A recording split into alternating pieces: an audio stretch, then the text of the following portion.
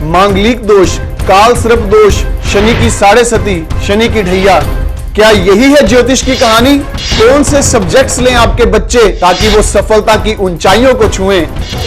उपाय यदि दिल से किए जाएं तो परमेश्वर के हृदय में भी परिवर्तन कर सकते हैं। ऐसी कई रहस्यमयी बातें मैं बताऊंगा आपको। नमस्कार, मैं हूं आपके साथ ज्योत्सना और बहुत बहुत स्वागत करती हूं आपके अपने खास कार्यक्रम ज्योतिष मित्र में। और जैसा कि आप जानते ही हैं, इस खास कार्यक्रम के उद्देश्य से आप पूरी तरह से अवगत हैं कि भाई बहुत सारी जानकारी आप तक पहुंचे, उपायों के महत्व को आप जानें और ज्योतिष के महत्व को भी आप समझें। क्योंकि जब ज्योतिष की बात आती है तो शोध की बात आती है, और इस शोध को आपके समक्ष रखते हैं आपके हमारे ज्योतिष मित्र, जाने माने ज्योतिष गुरु आचार्य रमित मलिक जी। आज भी हमारे साथ है, तो चलिए मिलकर स्वागत करते हैं उनका। जय माता दी आचार्य जी। जय माता दी, जय माता दी। देखिए, फिलहाल मांगलिक दोष को लेकर के बहुत सारी चीजें आपने जानी हैं आचार्य जी के माध्यम से, और आप ये भी समझते हैं कि भाई इसके प्रभाव भी होते हैं लेकिन विवाह के बाद होते हैं, क्योंकि हमेशा मार्गदर्शन करते आए हैं आचार्य जी। लेकिन क्या मांगलिक दोष भंग होता है? ये बात हमेशा मन में आती है, और ये भी कई बार हम ज्योतिर्विदों से अगर मुलाकात करते हैं, उनसे अपनी कुंडली विश्लेषण कराते हैं, तो वो ये भी कहते हैं कि शनि या दूसरे ग्रह जो होते हैं, पाप ग्रह यानी कि शनि, राहु, इन सब ग्रहों की वजह से मांगलिक दोष भंग भी हो सकता है।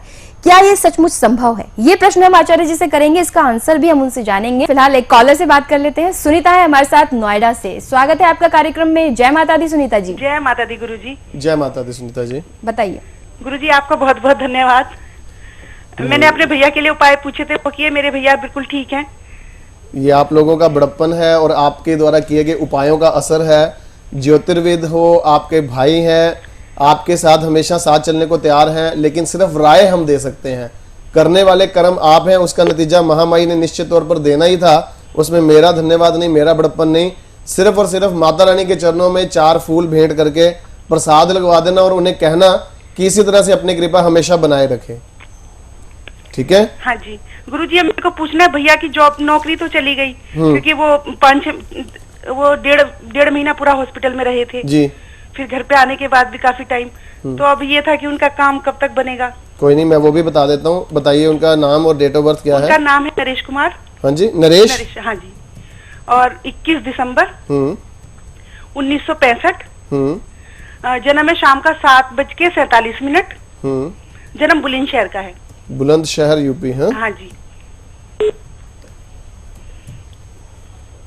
लोग ना कंफ्यूज हो गए होंगे कि आपने धन्यवाद भी किया कि उनका वो ठीक हो गए, लेकिन साथ में जॉब छूट गई, इसलिए उनको बात पूरी क्लियर कर दें कि तबीयत नरेश जी की बहुत खराब थी, बड़ी परेशानी में थे। ना ये स्वाइन फ्लू हो गया था जी, मैंने आपसे पूछा था। हाँ, वो लोग अभी बेचारे सोच रहे होंगे कि सुनीता जी धन्यवाद दे रही है, क्या नौकरी छूटने का धन्यवाद दे रही है?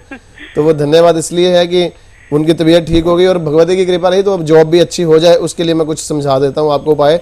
आपने बताया 21 दिसंबर 1965 का 7:47 इवनिंग का, है ना?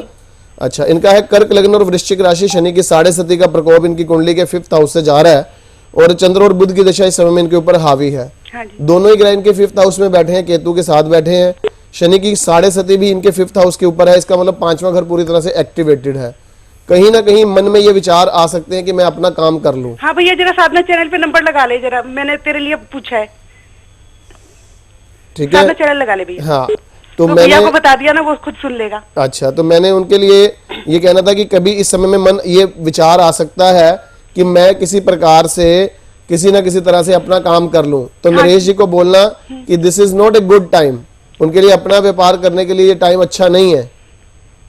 मेरी बात समझे? हाँ जी। उनको जॉब ही करनी है, और जॉब की स्थितियों में उनको उनके एक्चुअल तौर पर वर्थ के अनुसार उनको उनका जॉब मिल जाए, उनके लिए 2-3 छोटे छोटे उपाय आप कर लीजिएगा।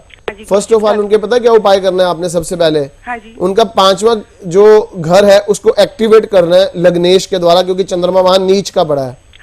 इमीडिएटली उनको एक छोटी सी रेमेडी दो कि किसी भी धर्म स्थान पर आप, खास तौर पर जहां भगवान शिव की मूर्ति हो, शिवलिंग वाली जगह पर नहीं कह रहा हूं, जहां मूर्ति हो, हाँ शिवलिंग भी है और मूर्ति भी है, तब चल जाएगा। तो आपने वहां पर उनको बोलना है कि आप गंगा जल डालकर, दूध और पानी में गंगा जल और थोड़ा सा शहद मिलाकर, वहां पर आप खास तौर पर उनके आगे एक तरह से आप भोग लगवा कर आओ। दूध की मात्रा ज्यादा होगी, पानी बिल्कुल थोड़ा सा होगा, गंगा जल होगा और शहद होगा। ये पंडित जी को बोलना कि मेरी तरफ से आप भोलेनाथ जी के लिए भोग लगवा दीजिए, प्रसाद ग्रहण कर लें। हाँ जी मेरी गुरु, बात समझे? मैंने बोला था 21 दिन तक उन्होंने चढ़ाया था। अब वो शिवलिंग वाला उपाय तो सेहत के लिए हो गया। हाँ जी। अब नौकरी के लिए इस तरह से करना है, सोमवार के सोमवार करना है, सिर्फ ये इन्हें 8 सोमवार जरूर कर लें, 16 सोमवार पूरे करने हैं। हाँ जी। ठीक है, एक बात तो ये हुई। हाँ जी। दूसरी बात, इनके लिए गुरु का कवच है अपने पास घर में? नहीं, इन्होंने पुखराज पहना हुआ है। पुखराज फर्स्ट फिंगर में? हाँ जी। कितने और समय ये से? चंद्रमा के लिए मोती पहना हुआ है। कितने समय से पहन रखा है? ये बीमार होने के बाद ही ये पहना था, अगस्त में। हाँ जी। अच्छा, इनके लिए बोलना कि गुरु का ना एक कवच बनवाना है। हाँ जी। बृहस्पति का उसे कवच बोलते हैं, पूजा स्थान पे रखना है, तिलक रोजाना करना है उसको। अच्छा गुरु जी। और 5वीं बात इनके लिए क्या करना है, इनको बोलना जूठा खाना कभी किसी के साथ शेयर नहीं करना। नहीं, अपना मिसेज के- जूठा मतलब मिसेज के साथ भी ना खाएं। किसी के साथ भी शेयर नहीं करना, बच्चों के साथ भी नहीं करना। अच्छा। और लास्ट बात जो इनके लिए, ब्लैक कलर की कोई टी शर्ट वगैरह या कोई पजामा जो बाजार से मार्केट से मिल जाए सिला सिलाया, वो सिर्फ और सिर्फ सैटरडे हाथ लगा के किसी गरीब को दान कर दिया करें। अच्छा, ठीक है, सैटरडे, हाँ। ऐसा 6 शनिवार करना है, शाम के समय सूर्य छिपने के बाद। बस ये उपाय करवाओ, भगवती की कृपा रही तो जैसे इनका। भैया का घर ना ऊपर का है, है 4थी मंजिल का घर है जैसे, तो इनका नीचे का घर होने के योग है क्या? नहीं, अभी कोई सोचनी ही नहीं है जगह परिवर्तन करने की, रिहायशी जगह परिवर्तन करने की अभी कोई थॉट ना रखें। ठीक है, अभी फिलहाल सिर्फ ये उपाय करें, ये उपाय करने से काफी हद तक बेहतर परिणाम इनके आ जाएंगे। हालांकि जब लोग जवाब मांग रहे होते हैं तो कहीं ना कहीं संकेत भी मिलाए जाते हैं, बहुत कुछ आप बताते हैं आचार्य जी, लेकिन मैं फिलहाल अपने सवाल के बारे में आपसे जानना चाहती हूँ। लोग इंतजार कर रहे हैं कि मांगलिक दोष क्या सचमुच भंग संभव माना जा सकता है? जब भी जन्म पत्रिका के अंदर मंगल दोष की बात की जाती है तो किसी भी पेरेंट्स के मन में सबसे पहली बात ये आती है कि हमारे बच्चे की जन्म पत्री में क्या मंगल दोष है या नहीं है। और बहुत इस बात को क्लियर तौर पर आपके इस माध्यम से, कार्यक्रम के माध्यम से कहना चाहता हूं, अमूमन लोग चाहते हैं कि ज्योतिषी कुछ ऐसा बोले जो हम चाहते हैं। मतलब उन्होंने किसी के पास कुंडली दिखा दी, किसी ने कह दिया भाई आपकी जन्म पत्रिका के बच्चे की कुंडली में तो मंगल दोष है ही नहीं है, आपको किसने कह दिया मंगल दोष है। उनको अंत मन में बड़ी खुशी होती है कि शायद कोई तो मिला जिसने हमारे बच्चे की जन्म पत्रिका के इस दोष को नकार दिया कि हमारी जन्म पत्री में है ही नहीं है दोष, तो हम तो अब समझो कि गंगा स्नान कराए कि हमारे बच्चे की जन्म पत्री में मंगल दोष नहीं है। लेकिन कहते हैं कि आंखें बंद कर लेने से कबूतर को बिल्ली नहीं मारेगी, ये बात खास तौर पर किसी भी प्रकार से सत्य नहीं है। कबूतर जो है बिल्ली को देखकर भले ही आंखें बंद कर ले, लेकिन बिल्ली ने अपना शिकार अगर दबोचना है तो उसने दबोचना ही है। कहने का तात्पर्य, आपने इस बात को अब दूसरे के ऊपर डिपेंडेंसी के तौर पर नहीं छोड़ना। कोई आपको यह कहे कि आपके बच्चे की जन्म पत्री में मंगल दोष था, पहले चौथे 7वें 8वें या 12वें घर में मंगल बैठा था, लेकिन अब फलां ग्रह यहां चला गया है, वो इस राशि में चला गया, इसलिए इस दोष का भंग हो गया है। जब मेरे पास ऐसे लोग आते हैं तो मैं कहता हूं भी तुम्हें किसने कहा? कहते जी उस फलाने ने कहा। मैं कहता हूं भी उसने कहां से देखा? कहते जी उसके पास एक पंचांग था। मैं एक ही उत्तर आपसे मांगता हूं कि पंचांग जो है ये कोई शास्त्र नहीं है, ध्यान से समझने वाली बात है। ये पंचांग आपके मेरे जैसे एक इंसान ने आज की कैलकुलेशन के हिसाब से अपने वक्तव्य उसमें लिखे हैं, और उसमें जो उसने मंगलिक दोष के भंग करने के बारे में चर्चाएं लिखी हैं, उसमें उसने जो पुस्तकों का विवरण दिया है वो भी कोई पौराणिक वेदों या किसी प्रकार के ग्रंथों में हमें उसके बारे में विचार नहीं मिलते, बल्कि आधुनिक ज्योतिषियों के अपने एक विचार हैं, जिसके एक एक पंक्ति उठाकर उसे अपने पंचांग में स्थान देने के बाद पंचांग बनाने वाले कुछ विशेष तौर पर जो पंचांग करता है, उन्होंने एक भ्रम की स्थिति पैदा कर दी है। मंगल दोष का भंग होना किसी भी तरह से अगर संभव है तो केवल और केवल मंगल दोष का काट मंगल दोष के पास ही उपलब्ध है।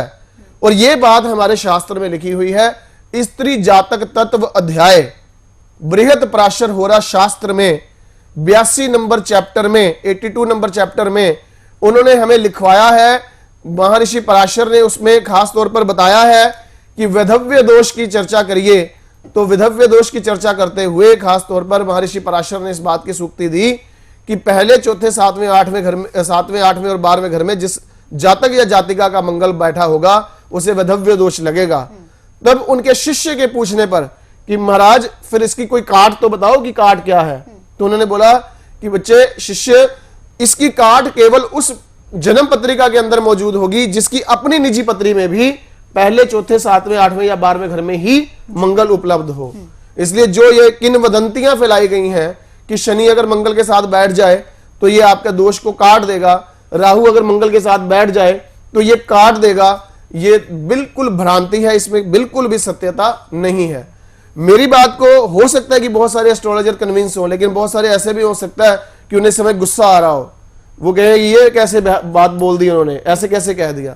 तो मेरा एक विनम्र निवेदन है आप उन ज्योतिषियों से जिन लोगों के मन में ये बहुत इस समय में बहुत गुस्सा आ रहा है कि ये भाई ऐसी बात कैसे कह सकते हैं, आप खुद अपने आप से एक सवाल पूछिए कि अगर मंगल मंगलीक वाले खाने में नहीं है, मान लीजिए फर्ज कर लीजिए 5वें घर में मंगल मंगलीक नहीं होता है, वहां मंगल बैठा है जी। और उसके साथ किसी की जन्मपत्री में वहां पर शनि और राहु भी बैठे हैं, तो आप तो अपने आए पास क्लाइंट की बात कहोगे तो कहोगे भाई तेरा 5वां घर बड़ा डिस्टर्ब है, क्योंकि यहां मंगल भी बैठ गया है, शनि भी बैठ गया और राहु भी बैठ गया, यहां तो बम विस्फोट का घर बन गया है। मतलब राहु और मंगल जहां बैठते हैं वहां विस्फोट कर देते हैं, उस घर का कुछ नहीं बचता है। तो एक तरफ 5वें घर के लिए आपकी सूक्ति यह है कि राहु के साथ मंगल बैठ जाए तो बम विस्फोट होगा, और दूसरी तरफ आप कहते हैं कि शनि के साथ राहु के साथ अगर मंगल 7वें घर में या चौथे घर में या 8वें घर में या 12वें घर में बैठ गया तो ये मंगल को काट देगा। ये मंगल को कैसे काटेगा भाई, वहां तो मंगल के दोष को और अधिक बढ़ाएगा। बल्कि जो सिचुएशन कहीं बचाव की मुद्रा के रूप में हो सकती थी कि उस लड़के या लड़की जो जिसके साथ शादी हो रही है वहां पर मंगल दोष है, तब भी मैं कहता हूं कि सोच समझ कर ही ऐसे जातक या जातिका की शादी करानी चाहिए, क्योंकि ऐसी स्थिति में तो बम विस्फोट से उस घर का तहस नहस होना निश्चित ही है। मंगल दोष के बारे में किसी भी बात के अंतिम निर्णय तक पहुंचने से पहले आपको पूर्ण तौर पर अपने सारी ज्योतिष को एक बार रिमाइंड करते हुए उस अंतिम निर्णय तक पहुंचना चाहिए, ताकि आपके क्लाइंट का, आपके पास आए हुए व्यक्ति का जीवन बर्बाद ना हो, और उस जो आपके पास क्लाइंट आया उसको पहले से इस बात की क्लैरिटी हो कि मेरे पारिवारिक जीवन का चलना बहुत मुश्किल है। उसके कई सारे उपाय हैं जो आधुनिक ज्योतिषियों ने ढूंढे हैं, वो उपायों की भी चर्चा किसी समय इसी कार्यक्रम के माध्यम से जरूर करेंगे। बिल्कुल, देखिए सभी जो नकारात्मक प्रभाव होते हैं कुंडली के अंतर्गत, जिन दोषों की बात की जाती है उन सभी के समाधान संभव होते हैं। ये कार्यक्रम आपको डराने के लिए नहीं है, ये आपको समझाने के लिए है, बताने के लिए है कि भाई परेशानियां हैं, ग्रहों की वजह से परेशानियां हैं, तो उन्हें ठीक करना संभव है। जरूरी है कि आप उन चीजों का ख्याल रखें, कुंडली विश्लेषण बड़े स्तर पर कराएं, बेहतर व्यक्ति से कराएं, सही व्यक्ति को चुने, सही ज्योतिर्विद से मिले। और मैं तो यही कहूंगी, खैर आप भी ये लगातार जो देखते हैं इस खास कार्यक्रम को वो भी समझते हैं कि आचार्य जी से बेहतर कोई नहीं। आप उनसे अगर मार्गदर्शन प्राप्त करना चाहते हैं, उनके जरिए चाहते हैं कि जिंदगी बेहतर हो, तो एक बार जरूर मुलाकात कीजिए। और आप जानते ही हैं कि 12 से 1 की जो निःशुल्क कॉलिंग का वक्त है वो उन लोगों के लिए है जिनके पास जहां वक्त की भी कमी होती है और साथ ही साथ आर्थिक स्थिति भी ठीक नहीं होती, तो वो 12 से 1 का निःशुल्क कॉलिंग का वक्त भी इस्तेमाल कर सकते हैं। इस विकल्प के ऊपर भी ध्यान दे सकते हैं। साथ ही साथ अगर जिन्होंने जीवनसार अमृत कुंडली फल नहीं बनवाया है, वो लोग जीवनसार अमृत कुंडली फल बनवाए, क्योंकि उसके अंतर्गत एक शोध के अनुसार उपाय बताए गए हैं आचार्य जी के माध्यम से। और जिन्होंने फायदा लिया है आचार्य जी के मार्गदर्शन का, एक बार उनसे मिलते हैं, उनके अनुभव जानते हैं। जय माता दी। मेरा नाम गुरिंदर सिंह बेदी है और मैं पिछले 1 साल से भैया के पास आ रहा हूँ, और हमें रेफरेंस दिया था अनिल भैया, वो हमारे बहुत नज़दीक हैं, फैमिली रिलेशन में है, तो उन्होंने इनका रेफरेंस दिया था। तो हमें बहुत सी समस्याएं थी घर में, तो जब से भैया के पास आ रहे हैं तो काफ़ी हद तक मतलब वो सब ठीक हो गई हैं। और जो उपाय आपने बताए थे वो भी ऐसे थे कि लाइक शुरू में तो लगा कि कैसे करेंगे, बट जब आपने बताए तो इतने सिंपल थे कि रोज़ रूटीन में इजी थे। मतलब जैसे हल्दी के साथ नहाना वगैरह या कुछ भी ऐसी चीज़ें, मतलब डेली लाइफ में कुछ ऐसा नहीं था कि अपना काम को छोड़ के अलग से करना शुरू कर दें। तो वो जो भी लाइफ जीते थे उसमें ही एडजस्ट हो गए बहुत आसानी से। पहले ऐसा लगता था धरती के ऊपर बोझ है, अभी ऐसा लग रहा है कि जैसे हमने किसी का देना ही कुछ नहीं, मतलब आज़ाद सा फील करते हैं। पन्ना पहना था, पता नहीं था कि इतना अच्छा होगा, लेकिन अब ऐसा फील होता है कि लाइक दुनिया में सबसे लकी इंसान है। भैया के पास आते रहो, खुश रहो। जय माता। तो भाई इनकी बात से तो एक साफ और बात सामने आती है, नौकरी की परेशानी हो, शादी की परेशानी हो, जिस भी तरह की परेशानी से आप जूझ रहे हैं, स्वास्थ्य को लेकर लोग सवाल करते हैं, लगातार बहुत सारे लोगों को फायदा हुआ है, इन्हें फायदा हुआ है, इसीलिए इन्होंने ये तमाम बातें कही। चलिए अगले कॉलर से बात करते हैं। बबीता है हमारे साथ दिल्ली से, स्वागत है आपका कार्यक्रम में बबीता जी। जय माता दी गुरु जी। जय माता दी बबीता जी। जी मैं अपनी बेटी के बारे में पूछना चाहती हूँ। नाम बता दीजिए उसका। Nidhi. Nidhi. Ji. Date of birth 12 September